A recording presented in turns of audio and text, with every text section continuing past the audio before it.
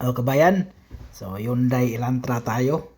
Tanggalin natin yung front bumper. So bago pa lang yung bumper, 2020 model pala to sa kabayan.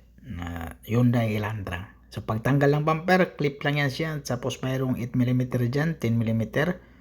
O 8mm pala yan sa kabayan, tapos clip sa baba. So lahat ng baba dyan, mga clip na yan. Basta Hyundai. Yan. So, diba? Tinignan ko doon. Tinanggal ko doon sa gilid, sa may fender. Tapos bolt yun, 8mm. Pwede mo tanggalin sa Phillips screw din. Tapos sa baba, clip na yan siya. Tingnan mo kabayan, sa kabilang side, diba?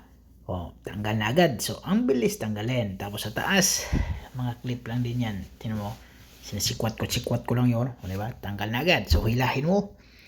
Pag hila niyan, tanggal na siya. So, ganun lang kasimple tanggalin yung bumper. Tapos may bagong headlight din pala yan sa kabayan. So, mas maganda, hindi lang, headlight lang ba? Headlight, bagong headlight lang. So, ang technique dyan, dahil sa medyo kunti lang trabaho, so ilagay na natin yung headlight. Kasi yung pinturahan ng kabayan, bago yung headlight, yung bumper lang naman yung pinturahan, bagong bumper. So, yung bagong sikanhan na headlight, ikabit na natin, tapos isitting na natin yan. Kasi medyo wala sa settings yung sa fender saka yung sa hood. So titingnan natin, pag ilagay natin, titingnan natin yung hood saka fender kung okay ba sa yung alignment.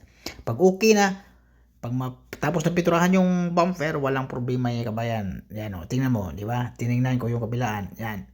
Titingnan natin yung alignment, okay. Tapos sa kabila, okay din kasi yan ang walang problema naman yan sa kabilang side lang. Tapos yung headlight, yung light niya, kailangan i-check natin yung light kung okay na ba o hindi.